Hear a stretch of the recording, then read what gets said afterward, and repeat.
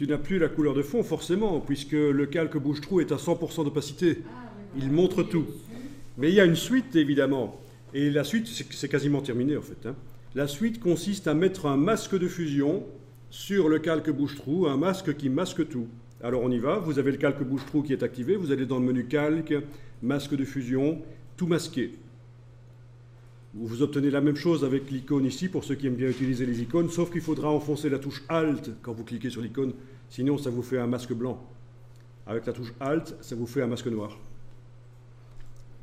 Je le dis parce que parfois quand je dis d'aller dans les menus, il y en a qui préfèrent utiliser les icônes, mais si vous ne connaissez pas l'astuce de la touche Alt, vous allez foirer. C'est donc Alt et clic sur l'icône pour mettre un masque qui masque tout au départ. Et là, la suite, c'est vous qui jouez. Il faut dessiner au pinceau, en blanc, pour faire réapparaître... en blanc dans quoi? Dans le masque. C'est bien le masque qui est encadré. Pour faire réapparaître la fleur, là où on veut. Alors vous comprenez que si on n'a pas la référence visuelle, on ne sait pas où dessiner. Vous voyez? C'est à ça qui sert le calque référence visuelle. Il sert à nous indiquer où on doit dessiner dans le masque ici, pour faire réapparaître les pixels qui sont là.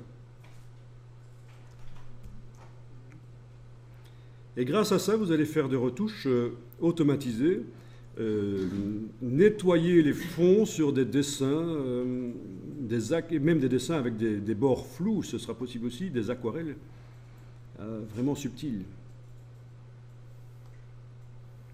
Évidemment, si vous débordez, vous dessinerez en noir.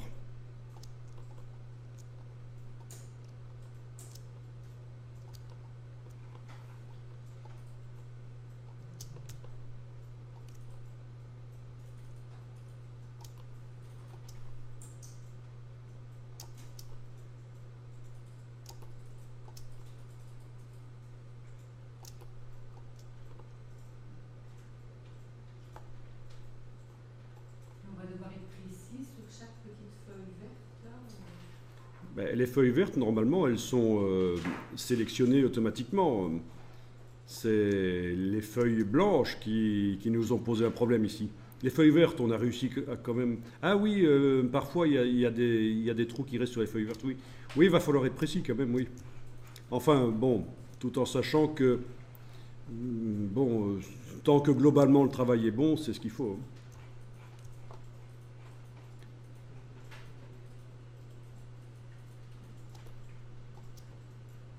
Bon, dites-vous bien qu'une fois que le fond bleu sera parti, on verra moins la différence entre... voilà, ce sera plus sympa quand même. Avec un stylet, c'est plus facile.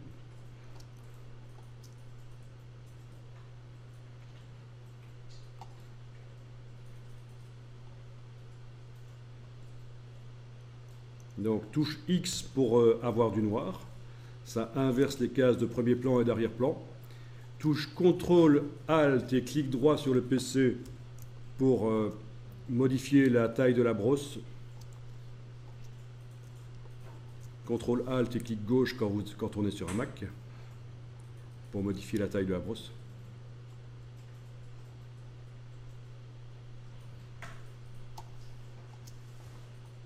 Vous n'aurez pas toujours autant de problèmes avec les images.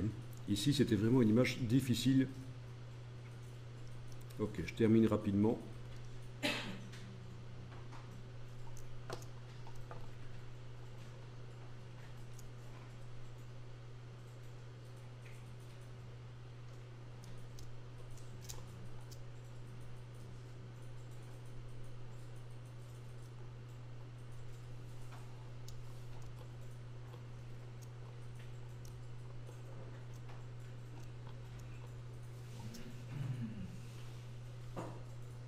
Voilà, une fois que c'est fini, on enlève l'œil en face du calque de référence visuelle.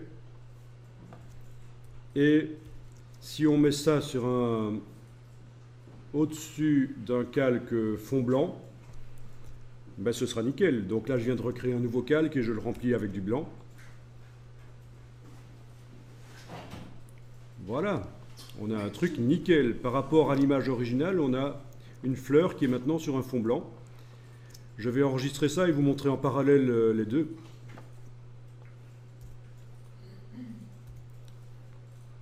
Voilà, je réouvre l'original, comme ça on va pouvoir comparer.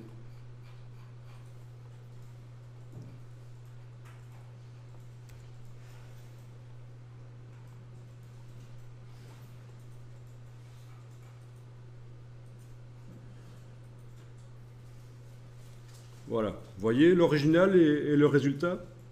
C'est quand même dingue ça, hein?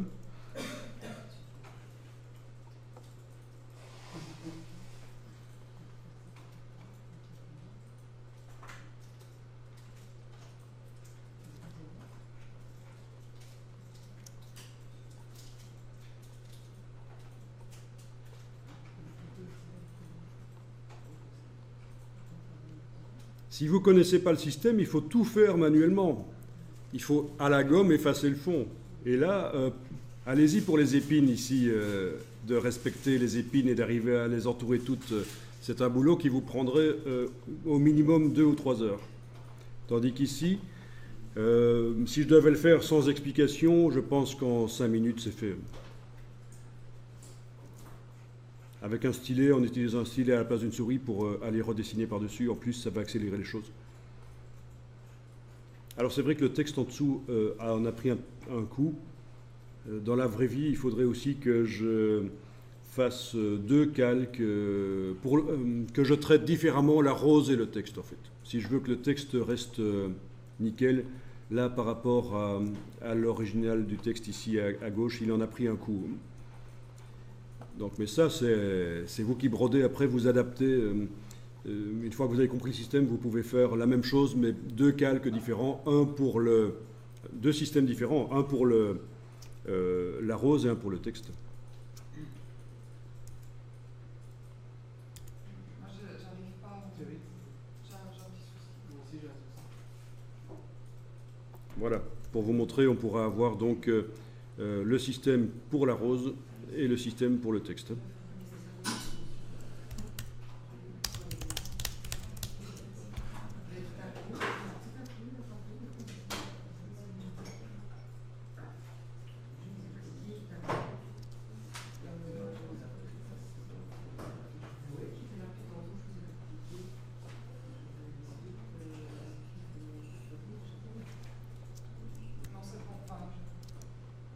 Donc par exemple ici, en supposant que ceci, le groupe dans lequel j'ai mis les calques là, c'est pour la rose, j'irai, si je sais que je vais traiter le texte à part, j'irai sur le calque ici, de la fleur écrêtée, ajouter un masque de fusion, ajouter un masque de fusion qui fait tout apparaître, donc il est blanc, et aller dessiner en noir à l'endroit du texte pour qu'il ne soit pas visible en fait.